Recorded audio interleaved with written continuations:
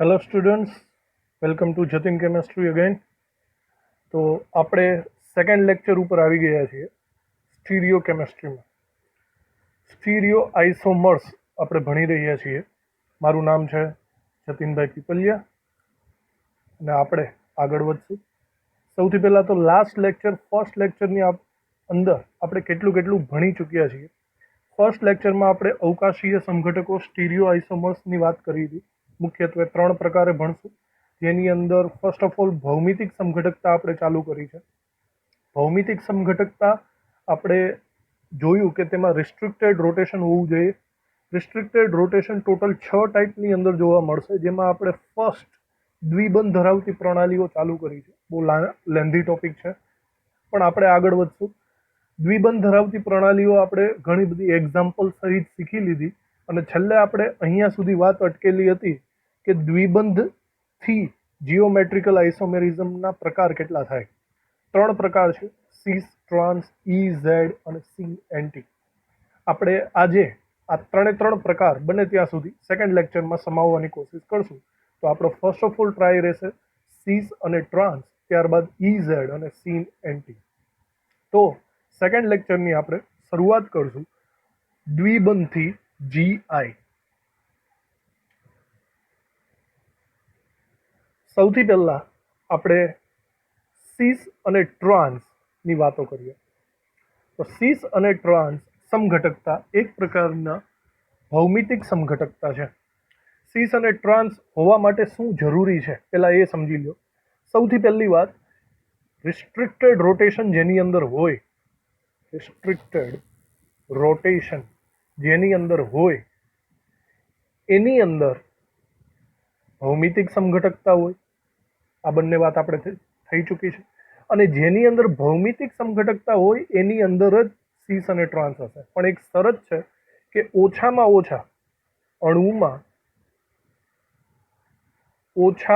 ઓછા એક સમૂહ સમાન હોવો જોઈએ, સમાન હોવો જરૂરી છે. આપણે ડબલ બોન્ડ ધરાવતી પ્રણાલીની વાત કરીએ તો જો ડબલ બોન્ડ ધરાવતી પ્રણાલીની આજુબાજુ જો એક સમૂહ કમસે કમ સમાન હોય તો તેની અંદર સીસ અને ટ્રાન્સ પોસિબલ છે. એક્ઝામ્પલ દ્વારા સમજાશે વધારે પડતું. તો દાખલા તરીકે આપણે કોઈ એક એક્ઝામ્પલ લઈએ દ્વિબંધ ધરાવતી પ્રણાલીનું. હું કંઈક આવું એક એક્ઝામ્પલ લઉં છું, HCl ClBr. ઓકે, તો સૌથી પહેલા એ વસ્તુ વિચારો કે આમાં રિસ્ટ્રિક્ટેડ રોટેશન થશે? હા, કારણ કે આમાં દ્વિબંધ છે. જો રિસ્ટ્રિક્ટેડ રોટેશન થાય તો એમાં GI પોસિબલ છે. લાસ્ટ લેક્ચરમાં આપણે ઘણી બધી પ્રેક્ટિસ કરેલી.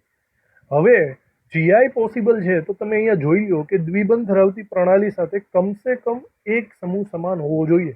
તો વિચારો, અહીંયા ક્લોરીન અને ક્લોરીન બંને સાઈડ સમાન છે, તો આની અંદર સીસ અને ટ્રાન્સ સમઘટકતા પોસિબલ બનશે. તો હવે વિચારો કે આ સીસ છે કે ટ્રાન્સ. તો એક સિમ્પલ વાત છે, જો સમાન સમૂહો એકબીજાથી વિરુદ્ધ દિશામાં હોય, વિરુદ્ધ દિશા ધેટ મીન્સ સેન્ટરથી આ સાઈડ છે અને આ સેન્ટરથી આ સાઈડ વિરુદ્ધ દિશા, તો તેને ટ્રાન્સ સમઘટકતા, ટ્રાન્સ આઇસોમર તરીકે આપણે ઓળખવાનો છે. એવી રીતે આપણે એક બીજું એક્ઝામ્પલ લઈએ. ફરીથી દ્વિબંધ ધરાવતી દાખલા તરીકે કોઈ એક પ્રણાલી લઈ લઈએ અને આ વખતે ઉપરના જેવો જ કોઈ એક અણુ લઈ લઈએ. ફરીથી જોઈ શકો છો રિસ્ટ્રિક્ટેડ રોટેશન છે, દ્વિબંધ ધરાવતી પ્રણાલી GI છે, પણ સમાન સમૂહો એક જ દિશામાં છે. જો સમાન સમૂહો એક જ દિશામાં આવેલા હોય તો આપણે એને સીસ આઇસોમર એટલે કે સીસ સમઘટક તરીકે ઓળખીશું. એકદમ સિમ્પલ લોજિકલ છે. સીસ અને ટ્રાન્સ સમઘટકો, ઘણા બધા સવાલો આપણે આવી શકે કે ક્યાં આપેલા અણુમાં સીસ સમઘટક છે કે ટ્રાન્સ કે GI છે કે નહીં. થોડી ઘણી પ્રેક્ટિસ કરીએ. આમાં બહુ લાંબુ એટલું બધું નથી. એને રિલેટેડ અમુક MCQ હું તમને કહું છું હમણાં. તો દાખલા તરીકે હું તમને અમુક સવાલ આપું છું, તમારે મને એવું કહેવાનું છે કે આની અંદર સીસ સમઘટકતા છે કે ટ્રાન્સ સમઘટકતા. તો પહેલો અણુ ચાલુ કરીએ આપણે, થોડી પ્રેક્ટિસ થઈ જશે. તો વિચારો, આ અણુની અંદર સીસ સમઘટક છે કે ટ્રાન્સ સમઘટક? શાંતિથી વિચારો.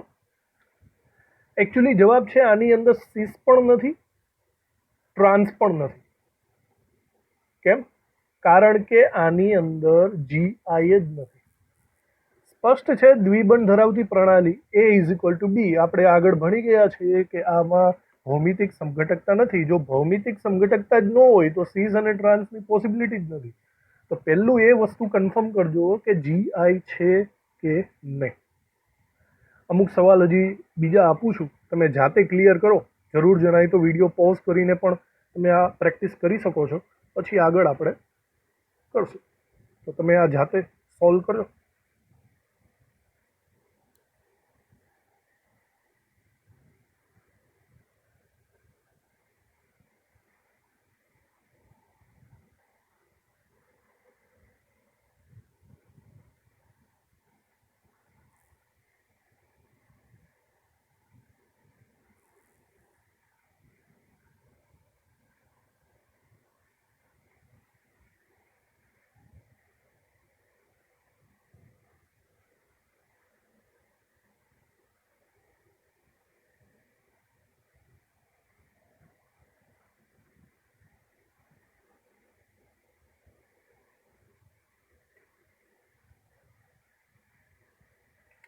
ઓકે, તો ક્વેશ્ચન 2માં બીજા સવાલમાં સીસ છે કે ટ્રાન્સ, પહેલા તો એ કન્ફર્મ કરો કે આની અંદર GI છે કે નહીં. એકચ્યુઅલી આપણે GI નું જોઈ ગયા છીએ. A is not equal to B દેખાય જ છે, C is not equal to D દેખાય છે, માટે GI તો છે. તો હવે જુઓ સમાન સમૂહો, આપણે આને કહી શકીએ કે આ ઓક્સિજન ધરાવતો ચક્રીય સમૂહ એકબીજાથી વિરુદ્ધ સાઈડ છે. વિરુદ્ધ સાઈડ હોય તો આને આપણે કહીશું કે તે ટ્રાન્સ સમઘટકતા દર્શાવે છે. ઓકે, ક્વેશ્ચન 3માં જુઓ, આમાં સીસ છે કે ટ્રાન્સ.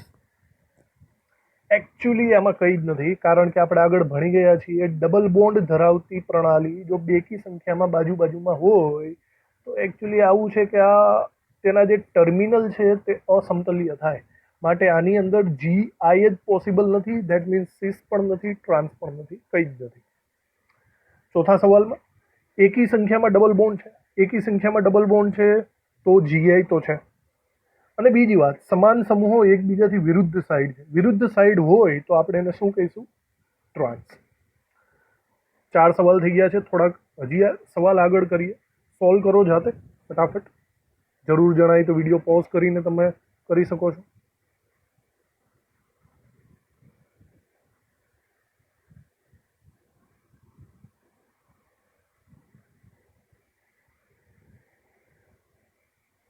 ઓકે, આ એક સવાલ કરીએ, પણ આના પછી આપણે અમુક ઇમ્પોર્ટન્ટ વસ્તુ પણ આવી જ જશે.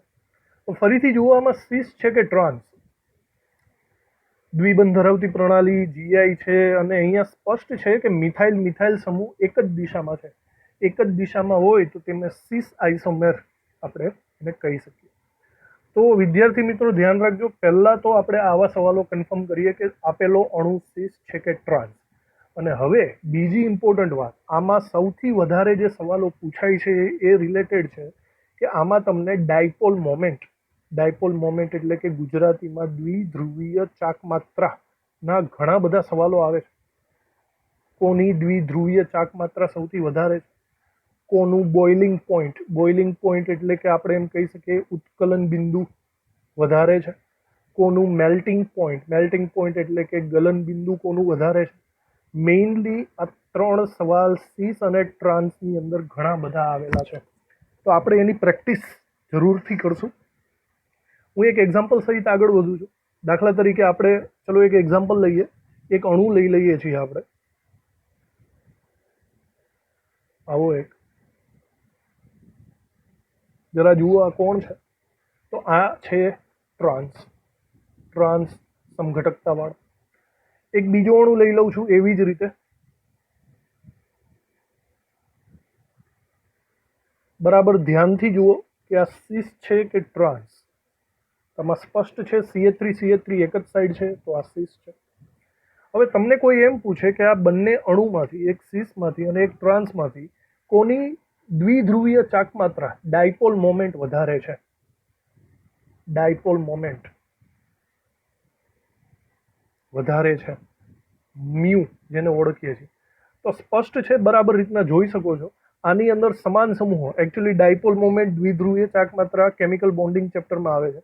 તમે વિચારજો કે અહીંયા સમાન સમૂહો અલગ અલગ દિશામાં જાય. વિદ્યુત ઋણતાના હિસાબે વિચારો તો CH3 સમૂહ ટ્રાન્સમાં, જેને આપણે ડાયપોલ મોમેન્ટ વેક્ટર કહે, એકબીજાથી વિરુદ્ધ દિશામાં છે, અને વિરુદ્ધ દિશામાં હોય તો એકચ્યુઅલી એનો ડાયપોલ મોમેન્ટ ઝીરો થઈ જાય.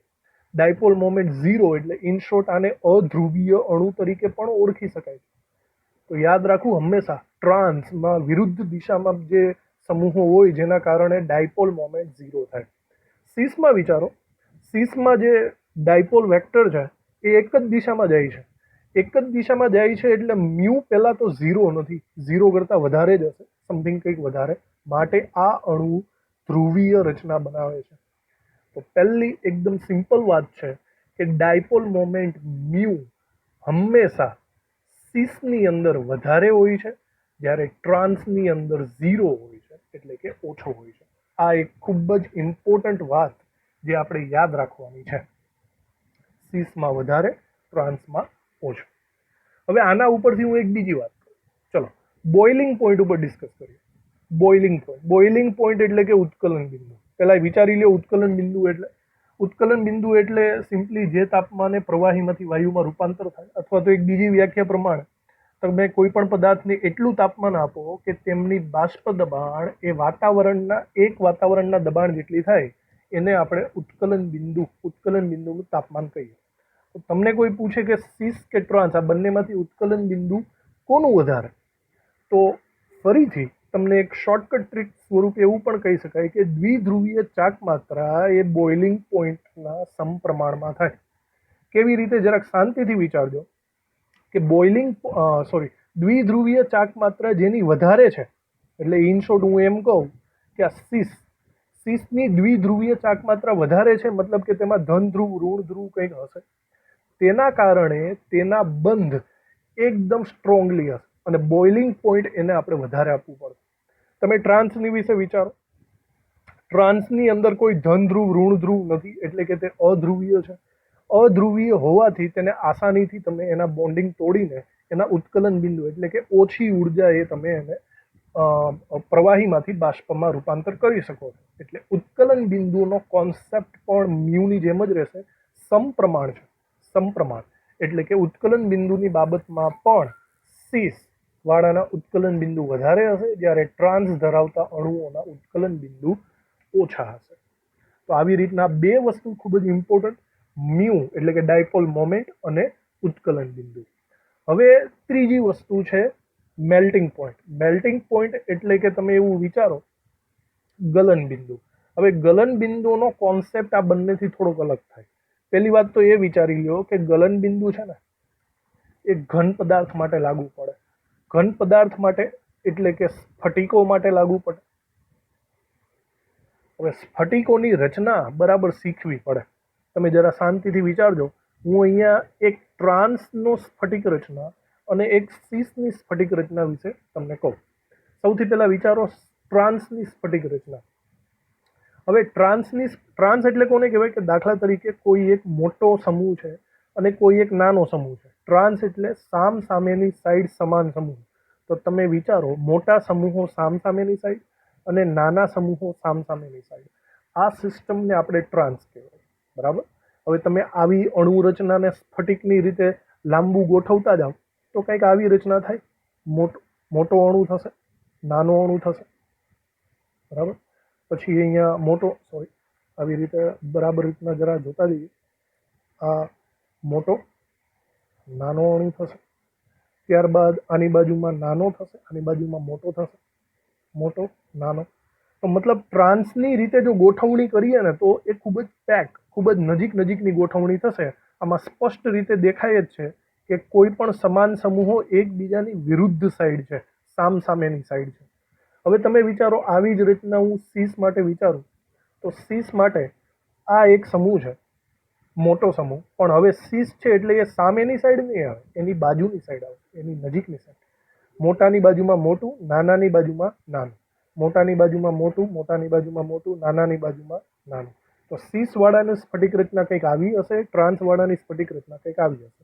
તો સ્પષ્ટ દેખાય જ છે કે બોલો આ બંનેમાંથી એકદમ સ્ફટિક રચના જોરદાર નજીક કોની? ટ્રાન્સની.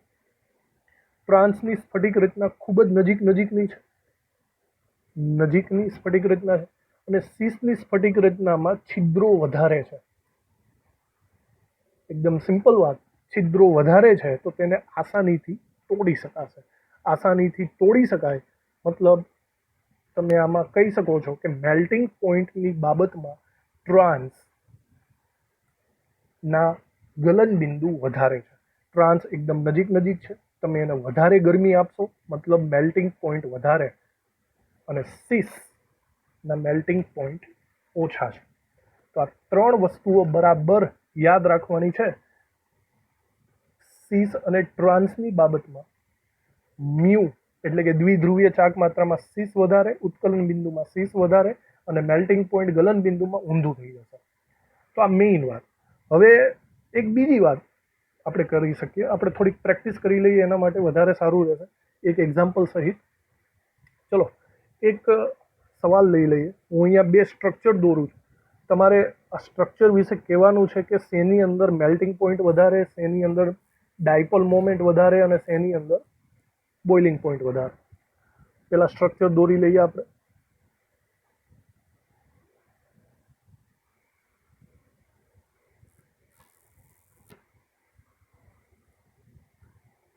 આવી રીતે સ્ટ્રક્ચર છે.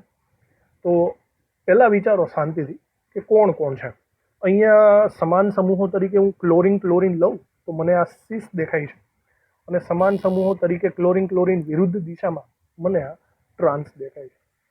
તો સૌથી પહેલા એ વિચારી લો દ્વિધ્રુવીય ચાક માત્રા મ્યુ કોનો વધારે થાય. અહીંયા સ્પષ્ટ છે વિદ્યુત ઋણતા વધારે એક જ સાઈડ તો આનો મ્યુ વધારે થાય, અને વિદ્યુત ઋણતા સામસામેની બાજુ તો આનો મ્યુ 0 થાય. એનો મતલબ ટ્રાન્સની દ્વિધ્રુવીય ચાક માત્રા ઓછી છે અને સીસની દ્વિધ્રુવીય ચાક માત્રા વધારે. હવે જે મ્યુ છે, હવે ત્યારબાદ લઈએ બોઇલિંગ પોઈન્ટ.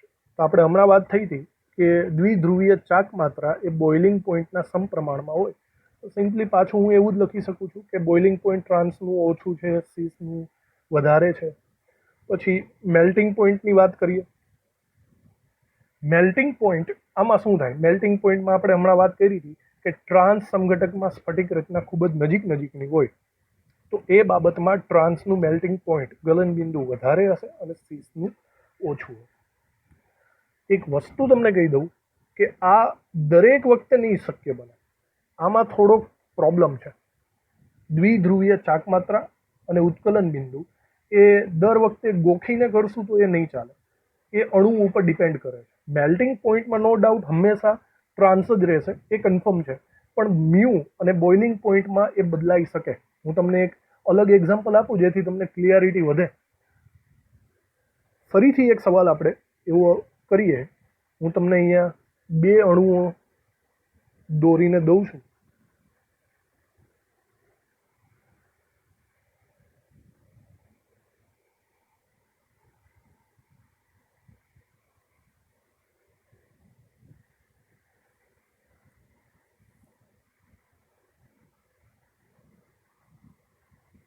ઓકે, હવે વિચારો કે આની અંદર શું છે. આની અંદર સમાન સમૂહો છે, હાઇડ્રોજન વિરુદ્ધ દિશા. ચલો આ છે ટ્રાન્સ. આની અંદર હાઇડ્રોજન સમાન દિશા, આ છે સીસ. હવે તમને એમ પૂછ્યું છે કે ચલો ફરીથી કે દ્વિધ્રુવીય ચાક માત્રા કોની વધારે. તો તમે આંખો મીચીને ડાયરેક્ટ એમ નહીં કહેતા કે ચલો ભાઈ દ્વિધ્રુવીય ચાક માત્રા તો હંમેશા સીસની જ વધારે હોય. તમે જરા ધ્યાન રાખજો, દ્વિધ્રુવીય ચાક માત્રા એ પ્લસ અને માઇનસ ઉપર ડિપેન્ડ કરે, વિદ્યુત ઋણતા ઉપર. પહેલા વિચારો વિદ્યુત ઋણતા બધામાં કોની વધારે છે? ક્લોરીનની વિદ્યુત ઋણતા વધારે છે તો વિદ્યુત ઋણતાનો વેક્ટર ક્લોરીન તરફ જાય. અને બીજું વિચારો કે કાર્બન અને CH3 આ બંને નોર્મલી કાર્બન જ છે, પણ આ કાર્બનની વિદ્યુત ઋણતા કમ્પેરેટિવલી થોડીક વધી જશે. તો અહીંયા વિદ્યુત ઋણતાનો વેક્ટર એક દિશામાં જાય છે. તો અહીંયા ટ્રાન્સ હોવા છતાં દ્વિધ્રુવીય ચાક માત્રા 0 નથી. બરાબર ધ્યાન રાખવું, આ ગોખવાથી કામ નહીં ચાલે. આ તમારે અન્ડરસ્ટેન્ડિંગ કેમિકલ બોન્ડિંગ બરાબર ભણવું પડશે. હવે સીસમાં વિચારો ફરીથી. અહીંયા ક્લોરીનની વિદ્યુત ઋણતા વધારે, વેક્ટર આ બાજુ છે, અને કાર્બન CH3 નો વેક્ટર આ બાજુ છે. તો બોલો આ સીસ છે તો એની દ્વિધ્રુવીય ચાક માત્રા 0 તો નથી, બરાબર. તો આ વખતે સીસ અને ટ્રાન્સ બંનેની દ્વિધ્રુવીય ચાક માત્ર 0 નથી. તો હવે બોલો દ્વિધ્રુવીય ચાક માત્ર વધારે કોની છે? સ્પષ્ટ મને દેખાય જ છે કે ટ્રાન્સની અંદર વેક્ટર એક જ દિશામાં જાય છે, મતલબ એક ખૂણો વધારે પડતો માઇનસ થશે. તો ટ્રાન્સની દ્વિધ્રુવીય ચાક માત્રા આ વખતે વધારે છે અને સીસની ઓછી. બરાબર ધ્યાન રાખજો, આ ગોખવાનું નથી, આ સમજવાનું છે. તો હવે તમને કોઈ એવું પૂછે કે ચલો બોઇલિંગ પોઈન્ટનો શું ક્રમ થાય, તો આ બાબતે હું બોલી શકું કે દ્વિધ્રુવીય ચાક માત્રા એ બોઇલિંગ પોઈન્ટના સમપ્રમાણમાં છે. તો ફરીથી ટ્રાન્સ વધારે, સીસનો બોઇલિંગ પોઈન્ટ ઓછું. અને થર્ડ, તમને કોઈ પૂછે કે મેલ્ટિંગ પોઈન્ટ કેવું છે, તો યાદ રાખજો મેલ્ટિંગ પોઈન્ટ તો સ્ફટિક રચના ઉપર જ ડિપેન્ડ કરે, અને એમાં તો ફિક્સ જ છે કે ટ્રાન્સની સ્ફટિક રચના ખૂબ જ જટિલ છે, ખૂબ જ નજીક છે, તો ટ્રાન્સ તો વધારે જ આવશે, એમાં કોઈ અપવાદ નથી. તો ટ્રાન્સનું મેલ્ટિંગ પોઈન્ટ વધારે, સીસનું મેલ્ટિંગ પોઈન્ટ ઓછું. તો આવી રીતે આપણે સીસ અને ટ્રાન્સની અંદર ખૂબ જ ઇમ્પોર્ટન્ટ એવા 3 ટોપિક લીધા આપણે: દ્વિધ્રુવીય ચાક માત્રા, બોઇલિંગ પોઈન્ટ અને મેલ્ટિંગ પોઈન્ટ. આ 3 ટોપિક ઉપર ઘણા બધા સવાલો આવી શકે છે, યાદ રાખજો. અને સીસ અને ટ્રાન્સ ખૂબ જ ઇમ્પોર્ટન્ટ છે.